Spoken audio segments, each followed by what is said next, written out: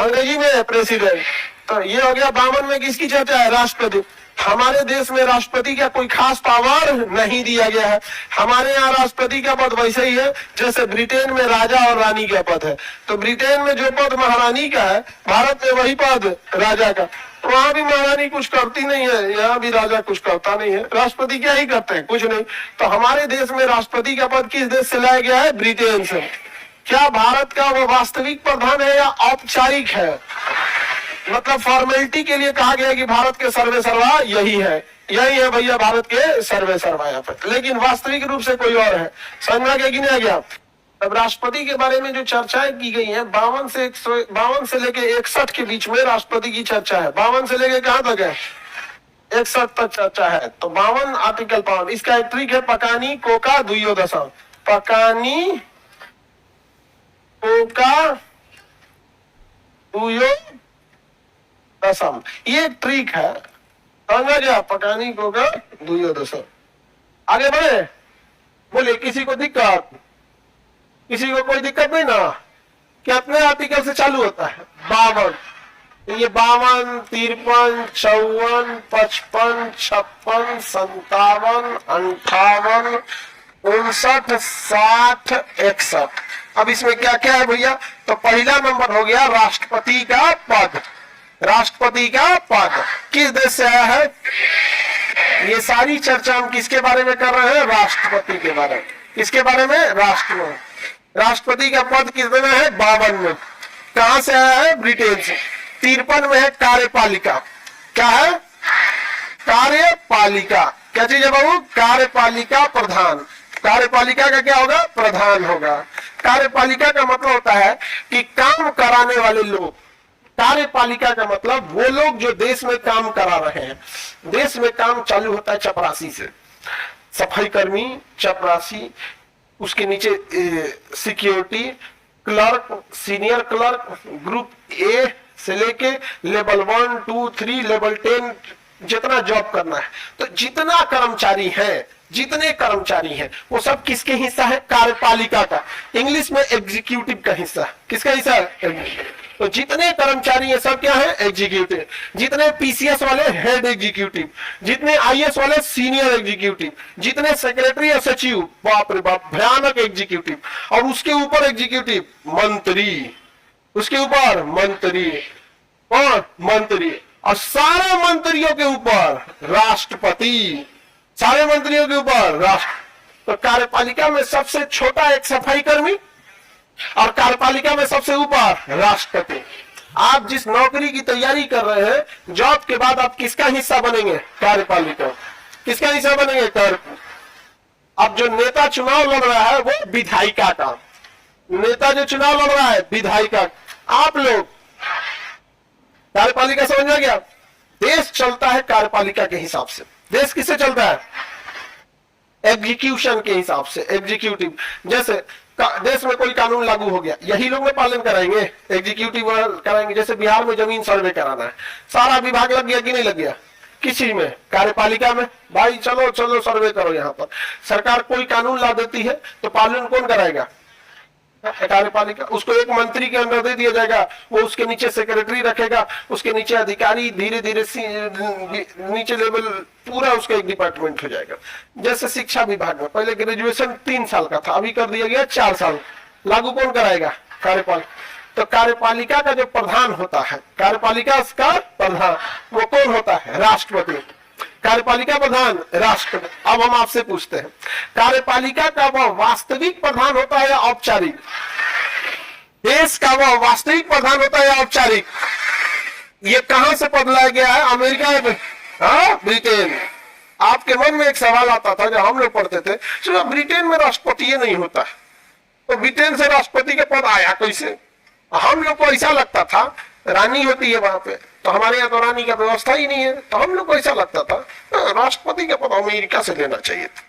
लेकिन अमेरिका के राष्ट्रपति को अथाह शक्तियां हैं, हमारे यहाँ के राष्ट्रपति को कोई शक्ति ही नहीं। तो शक्ति के आधार पर हम तुलना कर रहे हैं कि राष्ट्राध्यक्ष जो होता है ब्रिटेन का, राजा या रानी होते हैं और उसके पास भी कोई शक्ति नहीं है। तो दोनों आर्टिकल में कोई दिक्कत? देश का भी वास्तविक प्रधान पीएम होता है और कार्यपालिका का भी वास्तविक प्रधान। कोई दिक्कत है किसी को? पीएम वास्तविक प्रधान, वास्तविक रियल कौन? पीएम।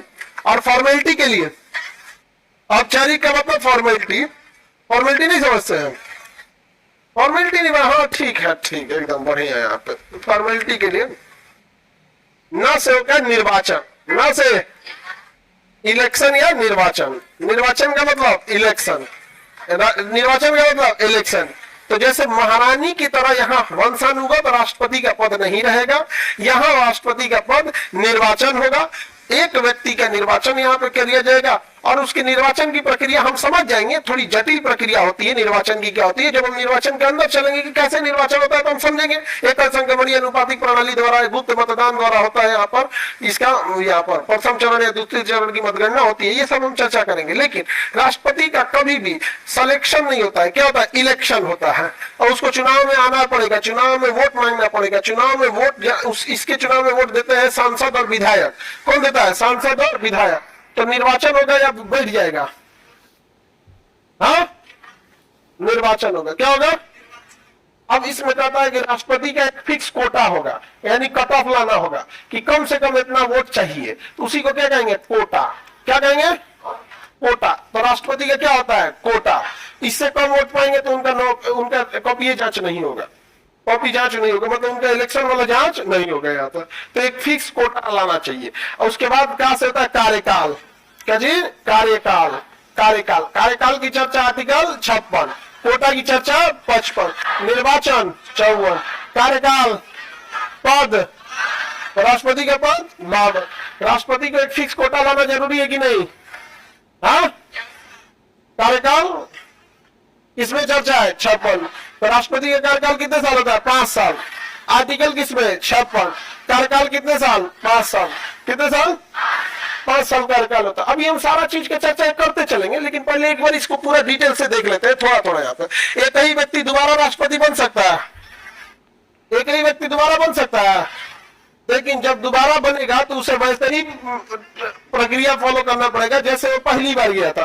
फिर से उसका निर्वाचन होगा, उसे कम से कम एक कोटा बराबर वोट पाना पड़ेगा। फिर उसका कार्यकाल कितना रहेगा? 5 साल रहेगा। तो एक ही व्यक्ति दोबारा राष्ट्रपति बन सकते। ये सौभाग्य केवल डॉक्टर राजेंद्र प्रसाद को था, वही दोबारा राष्ट्रपति बने थे, और किसी को यह पद प्राप्त करने का दोबारा सौभाग्य नहीं मिला। अब तो राष्ट्रपति का पद एक राजनीतिक पद हो गया है। जिस जाति का वोट चाहिए उस जाति के राष्ट्रपति को बना दो,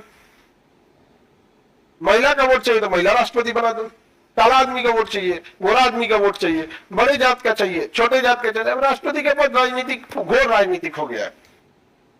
नहीं समझे? ये दिखाने के लिए कि यहाँ पे ये है, यहाँ है। राष्ट्रपति के लिए क्या? अब देखिएगा ना, ये एक मैसेज जाता है कि हम इनके साथ हैं। यानी भाई अगर बहुत ज्यादा आदिवासी के साथ है तो गृह मंत्री बना दीजिए आदिवासी को। हाँ, आदिवासी को कौन मंत्रालय देगा? पर्यावरण दे देगा। नहीं समझे? मुसलमान को कौन मंत्रालय दे देगा? ऐसे मंत्रालय देगा जगह बजट कुछ नहीं है। नहीं, ये बस दिखाएगा कि देखिए हम आदिवासी के साथ हैं, उनको मंत्रालय दिए है कि नहीं? मुसलमान के साथ है, मंत्रालय दिए है कि नहीं? महिलाओं के साथ है, मंत्रालय दिए है कि नहीं? नहीं समझ आएगा? तो ये सारी चीजें अब क्या है सर, कोटा के बारे में विस्तार में बताइए, सारे के बारे में विस्तार में बताएंगे। पहले एक बार आप लोग समझ जाइए इसको। अब ये यहाँ से क्या हो गया? योग्यता। 58 में किसकी चर्चा है? योग्यता। 58 में किसकी चर्चा है? योग्यता का। राष्ट्रपति के पास क्या योग्यता होनी चाहिए? बस 35 साल आयु, भारत का नागरिक। 35 साल आयु, भारत का नागरिक, पढ़ा लिखा कोई जरूरी नहीं हो। भीमराव अम्बेडकर साहब इतने पढ़े लिखे थे, उनसे कहा गया कि हमारा योग्यता जोड़िए, तो कहा कि नहीं, ना मैं राष्ट्रपति के लिए कोई योग्यता रखूंगा शिक्षा का, ना प्रधानमंत्री के लिए, ना सांसद के लिए, ना विधायक के लिए। तो लोगों ने कहा कि देखो पढ़ लिखल का फायदा। तो उन्होंने कहा कि सुनिए, जब देश आजाद हुआ था ना, उस समय देश की स्थिति ऐसी थी कि दलित वर्ग में पढ़ाई का कोई दूर दूर तक बहुत कम मिलता था। महिलाओं में कोई पढ़ा लिखा होता, आप ही लोग बताइए, आप में कितने लोग की दादी पढ़ी लिखी है जी? गिनती से उठेगी इसमें 2-3%। कितना लोग की दादी पढ़ी हुई थी? देखो परसेंटेज देख लो, आपको 2 से 4%। ग्रेजुएशन वाली अब हाथ उठा दो, दादी जिनकी ग्रेजुएशन की थी हाथ उठा दो, वो कितना परसेंट है? हो गया। सोचो भीमराव अम्बेडकर साहब क्या दूरदर्शी सोच कि अगर हम शिक्षा को जोड़ देते हैं कि राष्ट्रपति बनने के लिए या प्रधानमंत्री बनने के लिए या सांसद विधायक बनने के लिए ग्रेजुएशन किया होना जरूरी। अब मैट्रिक तो जोड़ेंगे नहीं, कैसा लगेगा? राष्ट्रपति मैट्रिक पढ़ा होना चाहिए, खराब लगेगा ना। तो चपरासी कहेगा मेरा भी योग्यता वही है भाई, तो कम से कम ग्रेजुएट जोड़ेंगे, एक आईएएस के बराबर जोड़ेंगे ना ग्रेजुएट। अब उस समय तो सारी महिला फेंका गई सब, सोचिए कितना दूरदर्शी थे वो उस समय। अच्छा एससी एसटी समाज में तो और उस समय शिक्षा उनको पढ़ना ही नहीं दिया, सब मार के भगा देता था सब। राष्ट्रपति की दशा, दशा मतलब कंडीशन। देखो योग्यता मतलब होता है क्या रहना चाहिए, और दशा का मतलब क्या नहीं रहना चाहिए। योग्यता में 35 साल आयु रहनी चाहिए ये सब, और दशा में होना चाहिए पागल नहीं होना चाहिए, किसी का पैसा लेके नहीं भागा होना चाहिए। दिवालिया मैंने पैसा लेके भाग गया, कर्जा लेके भाग गया, उसको क्या कहते हैं? दिवालिया। दिवालिया